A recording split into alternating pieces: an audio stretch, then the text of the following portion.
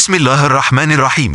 الحمد لله رب العالمين وبه نستعين على أمور الدنيا والدين، والصلاة والسلام على أشرف الأنبياء والمرسلين سيدنا محمد وعلى آله وصحبه أجمعين. أما بعد.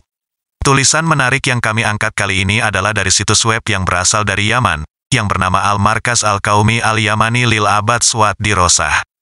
Tulisan yang menarik yang kami maksud adalah berjudul, Dirasa Takshifu Hakika Intima Al-Usri Al-Hashimiyah Fi Al-Yaman Ila Ali Al-Bait. Kami ulas sedikit isi tulisan tersebut, yaitu menjelaskan tentang cara-cara penentuan nasab Al-Hashimi, Bani Hashim di Yaman, serta sebab-sebab banyaknya orang yang mengaku sebagai keturunan Nabi di Yaman. Salah satu keluarga yang dianggap mengaku-ngaku sebagai keturunan Nabi di Yaman adalah keluarga Balawi, yang menasabkan dirinya kepada Ubaidillah bin Ahmad bin Isa. Sedangkan para ulama ahli nasab telah mengukuhkan bahwa Ahmad bin Isa hanya memiliki 3 orang anak, yaitu Muhammad, Ali dan Hussein, dan dia tidak memiliki anak yang bernama Ubaidillah. Untuk lebih jelasnya silakan simak penjelasannya sebagai berikut. دراسة تكشف حقيقة انتماء الأسر الهاشمية في اليمن إلى آل البيت. Sebuah penelitian untuk mengungkap fakta bahwa keluarga Hashimi di Yaman sebagai anggota Ahlul Bait. طرق ثبوت النسب الهاشمي. يثبت النسب الهاشمي بإحدى الطرق التالية. الطريقة الأولى: النص من المؤرخين الثقات الأوائل الذين أشاروا في كتبهم إلى أن آل فلان يمتد نسبهم إلى الإمام علي بن أبي طالب. Metode pembuktian garis keturunan Al-Hashimi. Nasab Bani Hashim dibuktikan dengan salah satu cara berikut. Cara pertama, teks yang berasal dari para sejarawan terdahulu yang dapat dipercaya, yang menunjukkan dalam buku-buku mereka bahwa keluarga si Fulan silsilah garis keturunan mereka sampai kepada Imam Ali bin Abi Thalib. الطريقة الثانية: المشجرة الموثقة من قضاة ومؤرخين أكفاء لكل من يدعي الانتساب لآل البيت، ويذكر فيها أسماء شجرة العائلة بصورة لا يختلف عليها المؤرخون والعلماء، ويرجح صحتها علماء الأنساب المعروفون إلى أن يصل النسب إلى سيدنا علي بن أبي طالب كرم الله وجهه. Cara kedua, pohon-pohon silsilah nasab yang didokumentasikan oleh hakim dan sejarawan, untuk semua orang yang mengklaim bernasab dengan Ahlul Bait, dan menyebutkan nama-nama silsilah keluarganya yang tidak dipertentangkan oleh para ahli sejarah dan ulama, serta ulama nasab terkenal mengunggulkan kesahihan nasab tersebut, bahwa nasabnya sampai kepada Sayyidina Ali bin Abi Thalib, semoga Allah memuliakan wajahnya. الطريقة الثالثة وهي اختبارات الحمض النووي، وهذه الطريقة معقدة وتحتاج إلى إمكانات، في حين أن العالم غير مستعد لإنفاق المال وإهدار الوقت على قضية لن تفيد البشرية بشيء، وفي نفس الوقت سيتهرب منه كثير إن لم يكن جل من يدعي الانتساب إلى النبي محمد. Metode ketiga itu adalah tes DNA, dan metode ini sangat rumit dan membutuhkan kemampuan, sementara ilmuwan tidak siap menghabiskan uang dan membuang waktu untuk masalah yang tidak akan menguntungkan umat manusia dalam hal apapun. Dan pada saat yang sama, banyak, jika tidak sebagian besar, orang yang hanya mengaku bernasab kepada Nabi Muhammad akan menghindar untuk melakukan tes DNA. الهاشميون في اليمن. تثير مسالة الهاشمية في اليمن إشكالية إدعائهم للحق الإلهي في السلطة، وليس مجرد التحديد والتميز الاجتماعي. وتعود بدايات ظهورهم كقوة سياسية مع انتقال المذهب الزيدي من طبرستان في بلاد فارس إلى اليمن، وتوظيفه سياسيا من الهادي يحيى بن الحسين الرسي الذي انتقل إلى اليمن في العام 280 هجرية، ودعي من مدينة صعدة بالإمامة لنفسه وسلالته في العام 288 هجرية، وغدا من حينها مؤسس الدولة الزيدية الأولى في اليمن. Bani Hashim di Yaman. Masalah Bani Hashim di Yaman menimbulkan masalah klaim mereka atas hak ilahi untuk berkuasa. Dan bukan hanya identifikasi dan perbedaan sosial. Awal kemunculan mereka sebagai kekuatan politik berawal dari pergerakan aliran Zaidiyah dari Tabaristan di Persia ke Yaman. Dan gebrakan politik dari Al-Hadi Yahya bin Al-Husain Al-Rassi, yang pindah ke Yaman pada tahun 280 Hijriah. Dia diundang dari kota Sa'ada untuk memimpin imamah bagi dirinya dan dinastinya pada tahun 288 Hijriah, dan sejak saat itu dia menjadi pendiri negara Zaidiyah pertama di Yaman. وقد برزت في أفكار أئمة هذه الدولة فكرة اشتراط البطنين الحسن والحسين لمن يرى في نفسه أهلية للحكم، ورغم أن هذا الاشتراط لا يعد جزءا من تراث الإمام زيد بن علي، إلا أنه ساد مع دعوة الإمام الهادي عام 284 هجرية. Dalam pemikiran para imam negara ini, muncul gagasan penetapan dua keturunan, yaitu Hasan dan Al-Husain, bagi siapapun yang menganggap dirinya memenuhi syarat untuk memerintah, dan meskipun kondisi ini tidak dianggap sebagai bagian dari warisan Imam Zaid bin Ali, ia memang sahih berdasar seruan Imam Al-Hadi pada tahun 284 Hijriah. ويتمسك بهذه الفكرة ويروج لها التيار المتطرف في المذهب الهدوي الزيدي، وهو التيار الجارودي الذي يربط الحكم بالسلالة، ويشترط إقرار المسلم بحق الهاشميين في الحكم، وأبرز رموزه يحيى بن حمزة الذي اختصر مفهومه للزيدية السياسية بتعريفه للزيدي بأنه من كان على عقيدته في الديانة والقول بالمسائل الإلهية والقول بالحكمة والاعتراف بالوعد والوعيد، وحصر الإمامة في الفرقة الفاطمية، والنص في الإمامة على الثلاثة الذين هم علي وولداه، فمن كان مقرا في هذه الأصول فهو زيدي. Gagasan ini dianut dan dipromosikan oleh aliran ekstremis dalam aliran pemikiran Hadawi Zaidi, yaitu gerakan Jarudi yang menghubungkan pemerintahan dengan dinasti, dan mewajibkan umat Islam untuk mengakui hak Bani Hashim untuk memerintah. Adalah Yahya bin Hamzah, yang merangkum konsep Zaidisme politiknya dengan mendefinisikan Zaidi sebagai orang yang berpegang teguh pada keyakinannya pada agama dan perkataan masalah-masalah ketuhanan dan perkataan tentang kebijaksanaan, dan mengakui janji dan ancaman. Dia membatasi imamah pada sekte Fatimiyah, dan teks imamah pada 3 orang yaitu Ali dan kedua putranya. Barang siapa mengikrari prinsip-prinsip ini adalah seorang Zaidi. ولتثبيت هذا الاعتقاد قام يحيى بن حمزة بمهاجمة كل من لا يعتقد بمفهومه للزيدية، ومنهم أتباع تيار المطرفية، وهو أحد تيارات المذهب الزيدي الذين تعرضوا لملاحقات وتصفيات دموية، ووصفهم بأشد صفات الانحراف والزندقة، بسبب أن المطرفية لا تقر بحصر حق الولاية في أبناء الإمام علي. Untuk menetapkan dan menancapkan keyakinan ini, Yahya bin Hamzah menyerang semua orang yang tidak percaya pada konsepnya tentang Zaidisme, termasuk para pengikut gerakan Mutarifiyah, yang merupakan salah satu aliran sekte Zaidi, yang menjadi sasaran penganiayaan dan pembantaian berdarah, dan menggambarkan mereka sebagai aliran yang paling sesat dan zindik, karena Mutarifiyah tidak mengenal pembatasan hak perwalian kepada anak-anak Imam Ali as.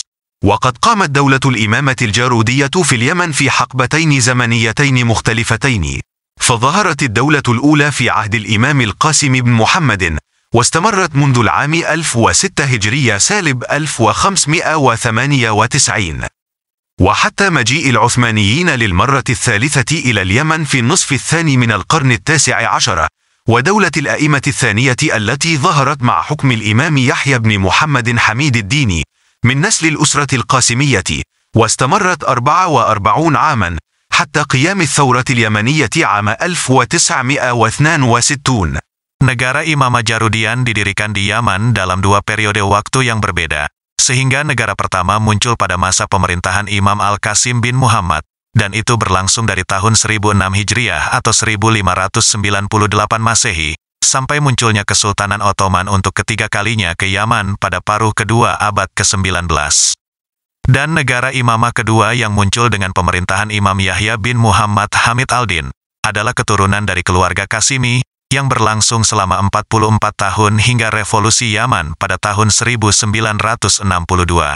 ورغم أن الظروف في اليمن لم تعد مواتية لإحياء الدولة الثالثة التي تسعى جماعة الحوثي لإحيائها، إلا أنها تحاول صبغ النظام الجمهوري بالأفكار التمييزية للفكر الجارودي من خلال تمجيد الجماعة للمكون الهاشمي على حساب بقية مكونات المجتمع اليمني، واحتكار مقدرات الجمهورية ليستأثر بها الهاشميون بهدف تمكينهم من السيطرة على النظام بما يجعلهم الفاعل الوحيد فيه. Meskipun kondisi di Yaman tidak lagi kondusif untuk menghidupkan kembali negara Imamah yang ketiga, yang ingin dihidupkan kembali oleh kelompok Houthi, ia mencoba untuk mengilhami sistem republik dengan ide-ide diskriminatif pemikiran Jarudi, melalui pemuliaan kelompok terhadap komponen Bani Hashim, dengan mengorbankan kelompok komponen masyarakat Yaman lainnya, dan memonopoli kemampuan republik untuk dimonopoli oleh Bani Hashim, untuk memungkinkan mereka mengendalikan sistem yang menjadikan mereka satu-satunya aktor di dalamnya. وخلال المراحل الزمنية منذ ظهور دولتي الزيدية الجارودية وحتى الآن، ظهر كثير من الأدعياء بانتمائهم الهاشمي للاستفادة من مزايا هذا الانتماء، فظهرت العديد من العائلات مجهولة النسب التي ادعت الانتساب إلى آل البيت دون أن تكون هناك فرصة أمام المجتمع للتأكد من أصولهم. Dan selama tahapan waktu sejak munculnya negara Zaidi Jarudi sampai sekarang, banyak orang yang mengaku keturunan Bani Hashim, mereka muncul untuk mendapatkan keuntungan dari pengakuan ini. Muncul banyak keluarga dari keturunan yang tidak diketahui nasabnya, yang mengaku bernasab kepada Ahl al-Bait, tanpa ada kesempatan bagi imam dari komunitas tersebut untuk memastikan asal-usul mereka. أسباب انتشار الإدعاء بالانتماء إلى آل البيت: الجهل والفقر. كان لانتشار الجهل في أوساط اليمنيين خلال حكم الأئمة الذين اعتمدوا استراتيجية تجهيل العامة للإبقاء على تميزهم التعليمي دور في ادعاء الكثير بنسبه الهاشمي في ظل عدم قدرة المجتمع على التحقق من أصول كثير ممن ادعوا هذا النسب.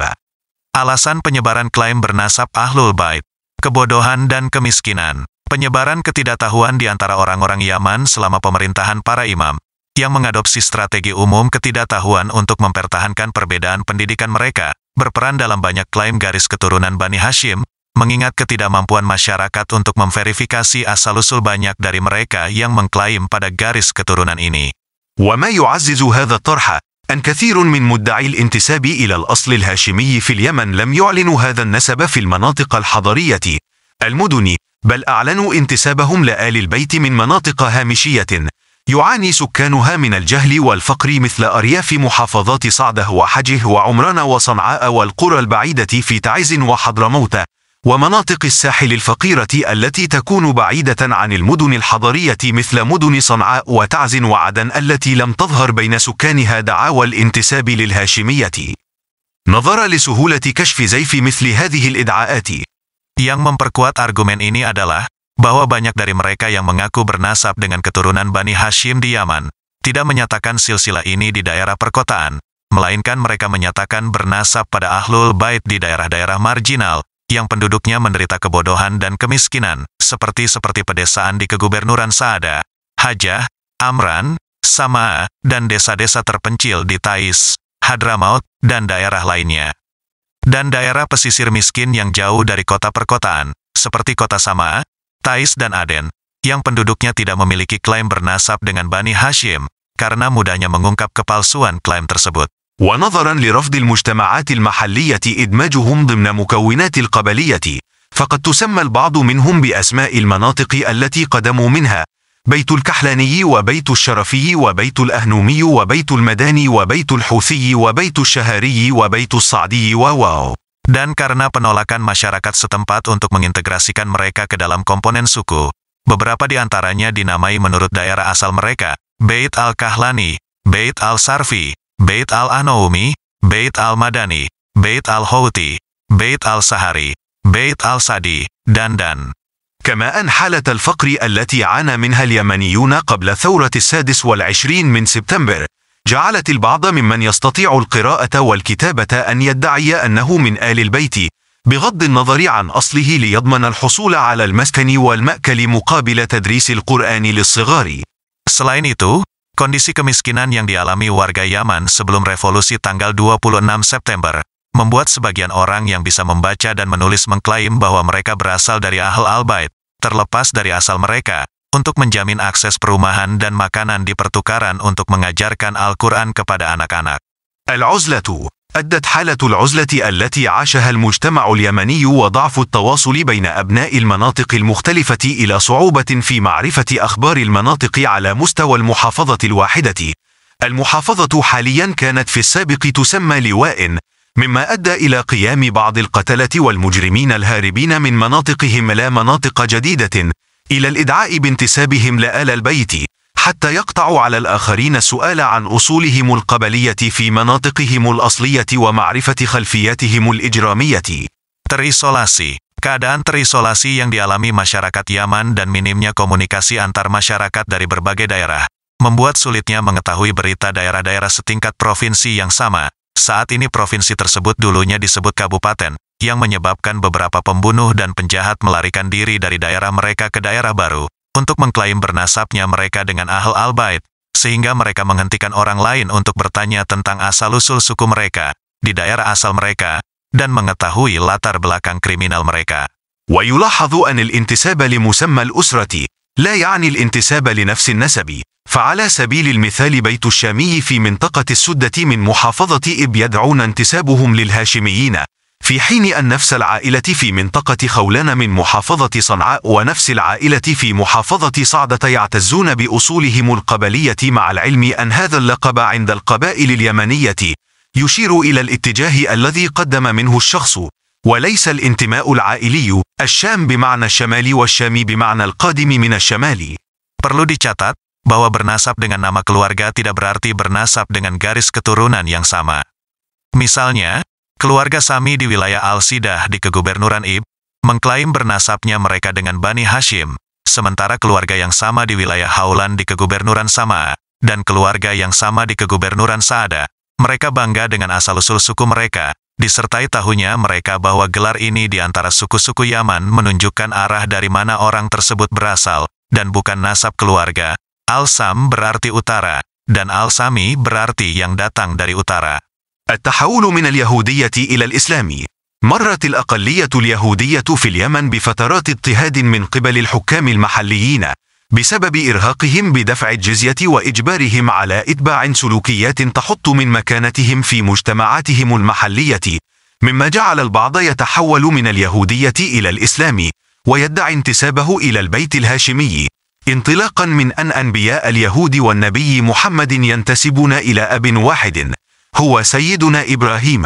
Konversi dari Yahudi ke Islam.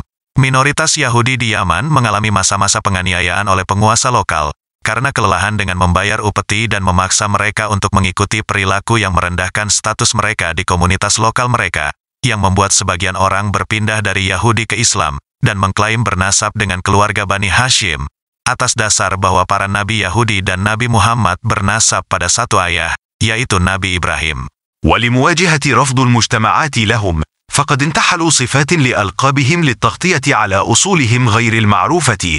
بيت العماد على سبيل المثال، العماد لقب لمن ليس له لقب، أو الانتساب إلى أحد أبناء سيدنا إبراهيم عليه السلام. بيت إسحاق الذين أسلموا وتلقبوا باسم جد بني إسرائيل، وبيت يعقوب وهكذا. Untuk menghadapi penolakan masyarakat terhadap mereka, mereka menggunakan kata sifat untuk nama keluarga mereka, untuk menutupi asal-usul mereka yang tidak diketahui. Bait al-Imad misalnya, Imad adalah gelar bagi mereka yang tidak memiliki gelar, atau bernasab pada salah satu putra Nabi Abraham. Bait Ishak, yang masuk Islam dan disebut nama kakek dari anak Israel, Bait Yakub, dan seterusnya. إدعاء بقايا الفرس انتسابهم للنبي. ظهرت الكثير من الأسر الفارسية في اليمن التي ادعت انتماءها إلى الهاشمية بالاستناد إلى أمرين. Klaim orang Persia bernasab kepada Nabi. Banyak keluarga Persia muncul di Yaman, mengklaim bernasabnya mereka keluarga Bani Hashim berdasarkan dua hal. الأمر الأول حديث النبي للصحابي سلمان الفارسي: سلمان منا آل البيت، والذي كان الهدف منه إلغاء الفوارق الطبقية والعائلية بين المسلمين في مجتمع المدينة، وإذابة العصبية التي كانت ملازمة للعرب وسببا في تعاليهم على غيرهم. Pertama, hadis Nabi kepada sahabat Salman Al-Farsi. Salman adalah di antara kita Ahl al-Bait, yang tujuannya adalah untuk menghapus perbedaan kelas dan keluarga antara Muslim dalam masyarakat Madinah, dan untuk menghilangkan kegugupan yang melekat pada orang Arab, dan alasan transendensi mereka atas orang lain. واستنادا لهذا الحديث، فقد ادعت عائلات معروفة بأصولها الفارسية في اليمن إنها من آل البيت، رغم أن وجودهم إما مرتبط بالاحتلال الفارسي لليمن قبل الإسلام، أو أنهم جزء من الفرس الذين جاءوا مع الإمام الهادي الرسي عند وصوله اليمن. بيت الديلمي على سبيل المثال، الذين ينتمون إلى منطقة الديلم في إيران، وبيت الوزير، بل إن الهادي نفسه لم يكن يمنيا، بل قدم إلى اليمن من منطقة الرس في إيران. Berdasarkan hadis ini, keluarga-keluarga yang diketahui berasal dari Persia di Yaman mengklaim bahwa mereka berasal dari Ahl al-Bait, meskipun keberadaan mereka terkait dengan pendudukan Persia di Yaman sebelum Islam, atau mereka adalah bagian dari orang Persia yang datang bersama Imam Hadi al-Rusi ketika tiba di Yaman. Bait Dailam, misalnya, yang termasuk wilayah Dailam di Iran, dan Bait Al-Wazir. Sebenarnya Al-Hadi sendiri bukan orang Yaman, tetapi datang ke Yaman dari Al-Ras wilayah di Iran. الأمر الثاني أن العائلات الفارسية تعتقد بانتسابها للهاشميين انطلاقا من زواج الحسين بن علي بامرأة فارسية هي شاهزناه بنت يزدجر، والتي يعتبرها الشيعة أما لكل أئمة المذهب الاثني عشرية، وهو ما جعل البعض يقول أن الفرس الشيعة يحبون آل بيت كسرى جد الأئمة الاثني عشر، وليس النبي محمد جد الحسين بن علي. Hal kedua, bahwa keluarga Persia meyakini bernasabnya mereka kepada Bani Hashim, berdasarkan pernikahan Husain bin Ali dengan seorang wanita Persia, Sazanah bin Yasjar, yang oleh kaum Syiah dianggap sebagai ibu dari semua imam sekte 12, yang membuat beberapa orang mengatakan bahwa orang Persia Syiah mencintai keluarga Kisra, kakek dari 12 imam, dan bukan Nabi Muhammad, kakek dari Husain bin Ali. استيطان مناطق التصوف مع وصول بعض أهل العراق وفارس إلى اليمن، اختاروا العيش في المناطق ذات التواجد الصوفي، والإدعاء أنهم من آل البيت، لمعرفتهم بمكانة آل البيت لدى الصوفيين، ولتسهيل أسباب إقامتهم في تلك المناطق. فبيت الأهدل في تهامة ينسبون أنفسهم إلى عون بن الحسن بن الحسين بن زين العابدين علي بن الحسين، رغم أن علماء الأنساب يؤكدون إنه لم يكن للإمام الحسن بن الحسين بن يدعى عون. Pemukiman daerah tasawuf. Dengan kedatangan sebagian orang Irak dan Persia ke Yaman, mereka memilih untuk tinggal di daerah yang terdapat orang Sufi, dan mengklaim bahwa mereka berasal dari Ahl al-Bait, karena pengetahuan mereka tentang status Ahl al-Bait di kalangan Sufi, dan untuk memfasilitasi alasan mereka tinggal di daerah tersebut. Bait Ahdal di Tihama menghubungkan diri mereka dengan Aun bin Al-Hasan bin Al-Husain bin Zain Al-Abidin Ali bin Al-Husain, meskipun ahli silsilah menyatakan bahwa Imam Al-Hasan bin Al-Husain tidak memiliki seorang putra bernama Aun. وبيت بعلوي في حضرموت، والذي تتفرع منه كل الأسر الهاشمية في حضرموت، وتعز مثل بيت السقاف والجفري والصافي والعطاسي، ينسبون أنفسهم إلى عبيد الله بن أحمد بن عيسى بن محمد بن علي بن جعفر الصادق، رغم أن علماء الأنساب يذكرون أن أبناء أحمد بن عيسى هم محمد وعلي وحسين، ولم يكن له ولد باسم عبيد الله. Dan Bait Ba'alawi di Hadramaut, dari mana semua keluarga Bani Hashim di Hadramaut dan Tais bercabang, seperti rumah Al-Sakaf, Al-Jufri, Al-Safi, dan Al-Atas. Mereka menghubungkan diri mereka dengan Ubaidullah bin Ahmed bin Isa bin Muhammad bin Ali bin Jafar al-Sadiq, meskipun ahli silsilah menyebutkan bahwa putra Ahmed bin Isa adalah Muhammad, Ali dan Husain, dan dia tidak memiliki putra bernama Ubaidullah. الاستغلال الاستعماري لمفهوم الهاشمية. الملاحظ أن الهاشمية انتشرت خلال القرن التاسع عشر في المناطق التي كانت خاضعة للاحتلال البريطاني، الذي عمل على تقسيم وتجزئة المجتمعات التي كان يحتلها لتسهل عليه السيطرة على تلك المجتمعات وحكمها. فعلى سبيل المثال حظي الشريف الحسين بن علي برعاية خاصة من التاج البريطاني. Eksploitasi kolonial pada konsep Bani Hashim. Dapat dilihat bahwa Bani Hashim menyebar selama abad ke-19 di daerah-daerah yang dikuasai Inggris, yang bekerja untuk memecah belah masyarakat yang didudukinya, agar lebih mudah baginya untuk mengontrol dan memerintah masyarakat tersebut dan aturannya, maka Al-Husain bin Ali menerima perlindungan khusus dari kerajaan Inggris. وبعد خروجه من الحجاز، منح البريطانيون أبناءه حكم العراق وبلاد الشام، ثم اقتطعوا أراضي من فلسطين وسوريا وشمال الجزيرة السعودية حاليا والعراق، وأسسوا للأسرة الهاشمية ما يعرف الآن بالمملكة الأردنية الهاشمية. Setelah kepergiannya dari Hijaz, Inggris memberi anak laki-lakinya kekuasaan di Irak dan Syam. Kemudian mereka mengukir tanah dari Palestina, Suriah, Al-Jazirah Utara, sekarang Arab Saudi, dan Irak, dan mendirikan keluarga Bani Hashim yang sekarang dikenal sebagai Kerajaan Al-Hashimi Yordania.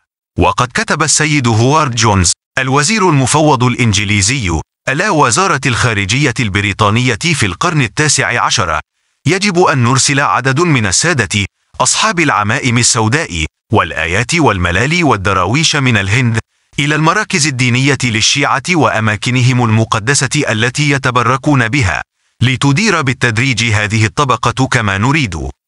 وهذه السياسة نجحت في ربط الخميني مثلا بالنسب الهاشمي، رغم أنه من أصول هندية فوالده قدم من الهند، وكان يحمل اسم سبينك قبل أن يكنى بمصطفى، وظل شقيقه محتفظا باسمه الهندي.